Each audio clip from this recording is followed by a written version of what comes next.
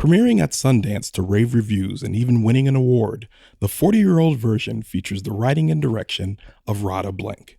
It tells the story of a struggling New York City playwright who attempts to find some success and inspiration after reinventing herself as a rapper. I'm Ronald Young Jr., and I'm on the couch.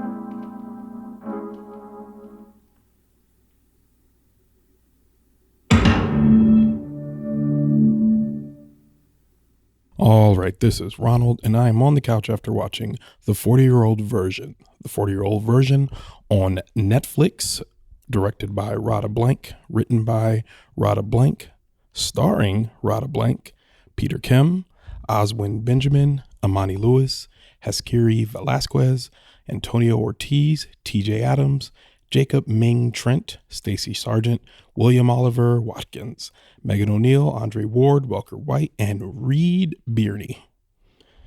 All right, so the 40-year-old version, it is a movie on Netflix, original film by Radha Blanks, who is actually, this is the first I've heard of her, so I'm not exactly sure what she does. I think she is a rapper.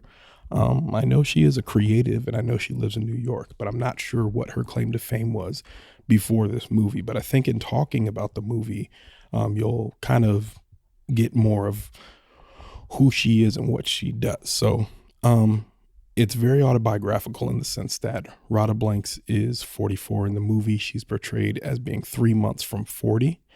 And it's really about her grappling with the fact that she's turning 40 and she doesn't feel like she's done a lot with her life. She was popular, and when she was younger, she was on a 30 under 30 list of popular playwrights. So she's portraying a playwright in New York City.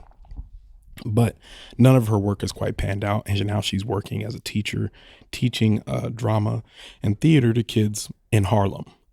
She lives in a small New York City apartment, taking public transportation to work, just living her life. It's not really a woe is me story as much as a more of, what am I doing right now? Like, what am I doing with my life? Almost more of a midlife crisis story, if anything. And it's very relatable in that sense, because here we have this charming woman, and I mean, Radha is extremely charming in this movie. Gives you a lot of Issa Rae vibes when it starts off. A lot of the awkward interactions, a lot of kind of laughing at things that happen to her, or her wink nodding to the camera as things happen to her, and not necessarily directly to the camera, because she doesn't really break the fourth wall much. There's one time when she does, but other than that, there's not much breaking of the fourth wall, but very much you relate to her very quickly. And you're watching her kind of go about her life and live her life. And you, at some point, the movie is just, it's slowly just beginning to charm your socks off. It's filmed in black and white, and it's beautiful, like in the black and white that it's filmed in. I believe it was actually, filmed on film. I thought I saw it was on something millimeter. All the cinephiles are going to hate me for not knowing that one, but it was on film and it was in black and white, which there's something about it that just made it so, again, the only word I keep thinking is charming and warm. And as somebody who likes movies that are set in New York City, I like any movie set in New York City. I mean, I can watch a movie that is a 2-star movie. If it's set in New York City, it automatically becomes a 3-star movie. And it's not because, it's New York, it's 3 stars. It's just typically I'm watching it, and as New York becomes another character in the movie, I'm just like, I'm here for this. a lot of the reason why I like Broad City so much. I love that show, but it's the New Yorkiness of it that I really enjoy as well. And this movie does a lot of embracing the fact that she lives in New York and there are changes, but without being so heavy handed about gentrification and all the weird things that are happening in the city. I mean, we've talked about gentrification a lot, and there's actually a large aspect of a discussion of gentrification in this, in the form of the play that she is writing in the movie, but they don't really discuss it nearly as much as it's happening around them. And you kind of see these worlds that are just living right next to each other. You see like the more gritty side of New York and the resentful New Yorkers who are who don't want to let the gritty side go away. And you see the more hoity-toity side and the Broadway aspects of New York. So watching them side by side is very interesting. At the root of this, I feel like it's a lot of this is a standard romantic comedy. So if you like romantic comedies, I think you're going to really enjoy this movie. It's not, and when I say romantic comedy, I mean, there are elements of romance and there are elements of love, and there's even a sex scene in it, but it doesn't revolve around that. Those are all elements to the story, but it is a romantic comedy in that she's in love with her craft. She's in love with the city. She's in love with the idea of who she is. And all of these external factors are kind of preventing her from getting to where she thinks she should be. And so it's very interesting to watch how she navigates that for the duration of the movie. I like the things that they do with Broadway. There's a lot of digs about how Broadway views diversity.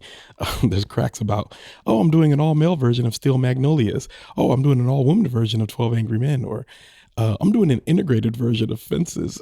It's very funny watching how they're kind of poking fun at how Broadway and Hollywood kind of just churns out the same thing, but with a twist, with some sort of twist. And oh, this will really put this will upend the whole thing if we just change this one aspect of it. So I thought that was interesting how they engage that. And another way they engage that is by having Radha write a play that she's proud of, and then watching as the producers change it in a way that she's not so proud of. And there's a scene in here where Radha is kind of having that conversation where one of the actors in her play is saying, why do you have this character talking this way? And there's a conversation between the white director and one of the white lead actors in the play talking about why this black lead actor has to talk a certain way. And Radha, instead of, calling it out for what it is, kind of becomes an agent of the white supremacy in the workshopping of her own play. And it's very funny to watch that, because I think that it shows a bit of nuance of what black creatives have to deal with in the creative industry, trying to make things that they want to make and still having to deal with white producers and white gatekeepers who they have their own ideas of what they want black people to make, or what they want to be seen, what they want to see from black people. And it really, really engages that argument a lot in a way that I think is going to make some people uncomfortable, because it's kind of what happens every day. That new diverse hit play, that new thing that you really want to see that's in theaters, all that stuff, that all of the, the feel good things that we want to see, that has a diverse cast, that has a black playwright, a black director, all that is still influenced by white supremacy in a way that audiences will never know. But the people, the playwrights, the directors, the actors, they can all see in the workings of these things. So it's very interesting to see it all play out. And I think at the middle of this movie is a grappling that Radha is having with being a sellout. Like, I don't want to be a sellout. That's what she's saying. I want to be successful and I want to make it, but I still want to make it on my own terms, and I don't want to be a sellout. But time is running out for me. And that's a very, very real thing that many creators of color deal with, where they're saying, like, I want to make it, but time is running out, but I don't necessarily want to have to make it in a way that makes me feel disgusting. And she's grappling with that all while, and I didn't even get to the point that while she's grappling with all that, she's still trying to reinvent herself as a rapper. She has this whim to say, hey, there's this thing I did in high school that I was really good at. Maybe I can start doing that again. And that storyline is interesting because it brings a dimension to the movie that I really start to enjoy. As soon as she starts rapping and freestyling and all that, it really, the movie kind of opens up a little bit for me, and then it kind of starts to make more sense. It starts in a way that's very familiar, that we've kind of all seen before, you know, the person dissatisfied with their life, but then it goes to a place where it's just like, I'm watching, I'm like, yeah, this is really, really, really enjoyable. I think it could have been a little shorter. It was 2 hours and 4 minutes. I think it probably could have been about 20 minutes shorter. There's some scenes in there where I'm just like, I don't know if we really needed this. I can see that you probably didn't want to cut it, but I don't know if we really needed this. And the casting was fantastic. I think everybody she worked with, I enjoyed. Her best friend is a gay man who she's been friends with since she was in high school. He's played by an Asian guy. And that is a trope that is a role that could have easily been played by a white man. But I really appreciated that the casting that they did there. I thought it was very intentional on their parts, and I really enjoyed that. There's interactions that she has with a homeless guy outside of her apartment that's really funny and really enjoyable, brings a new element to the movie. Especially there's one part towards the end of the movie that I really, really enjoyed. And of course, she has an interaction with these high schoolers that she teaches, as well as the producer that's helping her make her mixtape. So all of those interactions feel very authentic, very real. And I love the way it's written. I love the way they engage with each other. It's just brilliant acting. This movie is it's a tiny little movie, but it made me feel good. I watched it sitting on the couch. This is perfect for Netflix. It was perfect for sitting on your couch at the house, by yourself, with someone. It's a very enjoyable movie. I think people are going to like it. By the time it's over, you'll say, oh, I mean, I think it was really enjoyable. I would give this movie 4.5 stars.